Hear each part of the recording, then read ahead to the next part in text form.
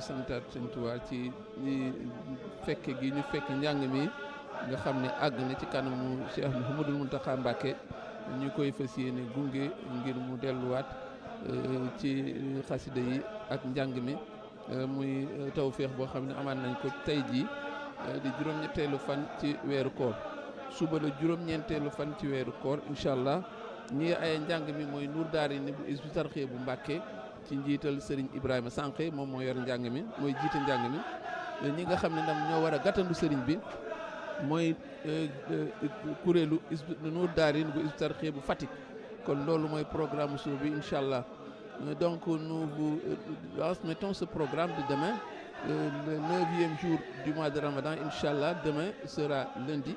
Et le courriel qui sera à l'honneur, qui va déclamer devant le calife, c'est le courriel de la Daara Hizbut Tarqiyyah de Mbacké. Et le groupe qui aura à accueillir et à raccompagner le calife, c'est le groupe de la Daara Hizbut Tarqiyyah de Fatick. Et voilà donc pour le programme de demain. Et en ce qui concerne notre sortie d'aujourd'hui, nous avons choisi de vous parler d'un khassida qui a pour titre Shakour Rafi'on. Shakour Rafi'on, figurez-vous, c'est deux noms d'Allah le Très-Haut. Et c'est un poème qui fait 8 vers, qui n'est pas très long. Un poème qui a été composé dans la métrique bassite. La métrique bassite, ce sont les poèmes comme Rabbi Bima Ishrahu, comme Raye, comme Mimiya, comme Sindidi. Ce sont ces poèmes-là qu'on appelle les poèmes écrits avec le maître bassite. Et c'est un poème également qui est rimé avec la rime en Ra. C'est pourquoi c'est un raillé également. Ça, c'est une classification qui existe dans la poésie arabe. Et enfin, il faut dire que quand on consulte le poème au vers 6, on a une information claire sur le lieu où le cheikh a composé ce poème. Parce que dans ce vers 6, le cheikh dit Inni ukhatibuhu fil bahri mughtariban. Donc c'est à lui, Dieu, que je m'adresse exilé en mer. Exilé en mer, cela veut dire que ce poème est un poème d'exil, c'est un écrit d'exil qu'il a été écrit pendant qu'il était en exil au Gabon. Ça également, c'est une information de taille. Évidemment, la thématique également sous coule de source, c'est la thématique de la reconnaissance à Dieu. Ce point de dogme très important dans l'islam, au regard du fait que c'est Allah qui a dit « Voilà, in shakartum la azidannakum ». Si vous êtes reconnaissant envers Allah, et c'est Allah qui jure, et je vais augmenter surabondamment vos bienfaits. C'est pourquoi aux musulmans, il est invité, n'est-ce pas, d'être quelqu'un qui est reconnaissant envers Dieu. Et c'est ce à quoi le cheikh va sacrifier dans ce poème. Le premier vers est le suivant. Shukri li rabbi karimin kana shakkara wa artaji minu fil darayni abkara. Le cheikh dit, ma reconnaissance est destinée à mon Seigneur, le noble, celui qui est digne de reconnaissance. J'espère de lui dans les deux mondes des bienfaits purs et inégalés. Ça, c'est véritablement le premier thème qui nous plonge déjà dans une atmosphère de reconnaissance envers Allah, puisque c'est la thématique centrale, mais nous le verrons, viendront se greffer d'autres thématiques que nous verrons. Le vers, n'est-ce pas, réfléchit deux aspects qui sont centraux dans le fait de la reconnaissance. Parce qu'il y a la part qui est dévolue au demandeur, qu'est-ce qu'il doit faire, et la part dévolue à celui qui doit accorder, qu'est-ce qu'il doit faire. Le demandeur, la part dévolue au demandeur, mais c'est de faire preuve de reconnaissance, de traduire sa reconnaissance en acte, en parole, et il appartiendra dès lors à Allah, n'est-ce pas, de lui accorder ce qu'il veut. C'est pourquoi au fragment « j'espère de lui », on aurait pu ajouter, n'est-ce pas, l'adverbe légitimement. Parce que si le croyant, si le demandeur fait sa part, évidemment, Allah également fera sa part, même s'il n'est obligé en rien. Donc, témoigner sa reconnaissance, mais témoigner sa reconnaissance est une chose incontournable. Et celui qui est le plus digne de reconnaissance, c'est Allah le Très-Haut, nous l'avons dit.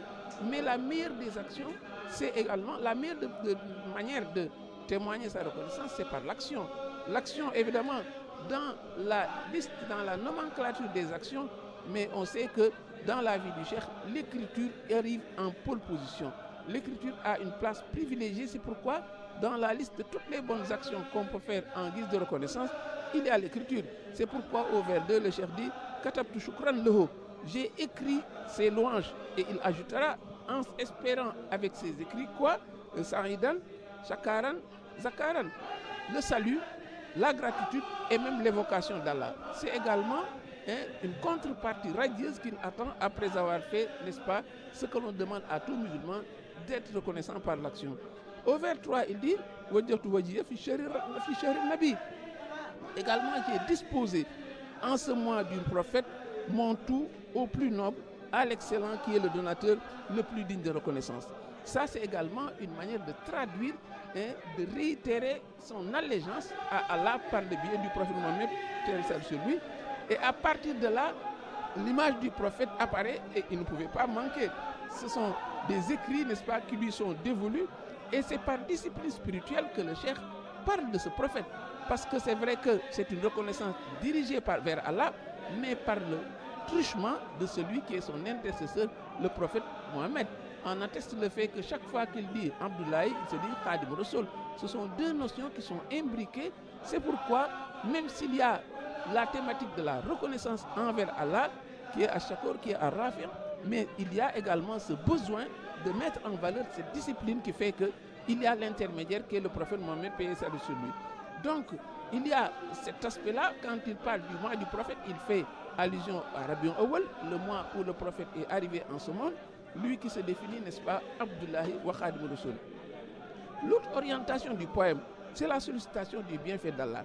Il implore, dit-il, j'implore qu'il efface toutes mes fautes, toutes mes fautes, sans exception, face aux mécréants, et qu'il m'accorde le dessus face aux mécréants. Ça également, c'est une insistance particulière, parce que, dit-il, ce sont eux qui sont, toute cause de nuisance émane de ceux-là qui sont des mécréants, et ils profitent, n'est-ce pas, de cette situation de demande pour demander à Allah d'empêcher ces gens de nuire. Les vers 6 et vers 7 sont fortement marqués par la thématique de l'exil. Le cheikh dit Inni ukhatibu fil bahri mughtariban. C'est à lui que je m'adresse en exil, exilé en mer, c'est à lui que je m'adresse. Là, le langage est allusif. Chaque fois que le cheikh dit voyage, nous savons que c'est l'exil. Quand il parle de fil bahri, dans la mer, c'est également le voyage, et précisément dans le mot Ougoué, dans cette zone équatoriale, dans ce premier exil qu'il a amené au Gabon. Donc c'est un langage allusif. Au nom d'une seule fête, au nom d'un seul fait, le cheikh avait juré de ne pas placer sur la place publique tout ce qu'il a subi comme exaction. Il disait par égard pour Allah qui est le plus digne de reconnaissance. C'est pourquoi ces cascades de souffrance, cette cascade de coups tordus qu'il a subi, il n'utilise qu'un langage allusif. Il parle en mer, il parle également de ce voyage dans lequel il a, n'est-ce pas, subi toutes sortes de difficultés.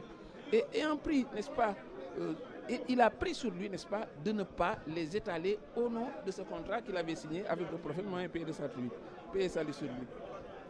Au verset 7, le verset également est un vers conclusif où il demande à Allah de le retourner sur la terre ferme. Également, ça c'est le sentiment de tout exilé.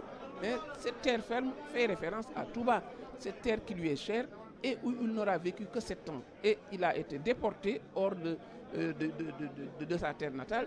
Et c'est pourquoi, dans ses écrits, très souvent, le sentiment de ce besoin de retourner à la terre où il a quitté, évidemment, revient et refait surface. Et donc cela fait référence, quand il dit Fil Bahri, ça fait référence au Gabon. Quand il dit Fil Barri, ça fait référence également à la terre ferme, la ville de Touba qu'il a quittée. La chute, n'est-ce pas, est également très marquante, puisqu'il évoque, disant, agrée-moi face à ceux qui me défient. Le terme défi est un terme très allusif. C'est un terme qui est un euphémisme, parce que le cheikh n'a pas été simplement défié, mais il a subi des exactions monstres, n'est-ce pas? Et on a voulu chaque fois attenter à sa vie, mais il n'en a cure, il ne fait qu'utiliser un langage allusif, parce qu'il avait décidé, n'est-ce pas, de ne pas l'étaler à la face du monde.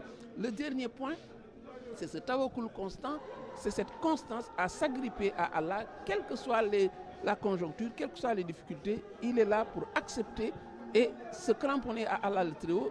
Dans ce combat, il n'a qu'une seule arme. Se cramponner à Allah, c'est également ce qu'il va montrer. Et le poème se termine de fort belle manière par ce qui ne pouvait pas manquer, la prière sur le prophète, cet égard pour ce prophète, cette considération, parce que c'est celui qui le fait courir. Voilà donc pour ces 8 vers de ce poème très court, mais qui est surchargé de thématiques. Nous avons parlé de la reconnaissance à Dieu, nous avons parlé de la demande des bienfaits, nous avons parlé de l'évocation de l'exil, nous avons parlé de ce sentiment, n'est-ce pas, de vouloir retourner à Touba. Voilà donc quelques thématiques dans un poème très court. Wassalamu alaikum wa rahmatullahi ta'ala wa barakatuh.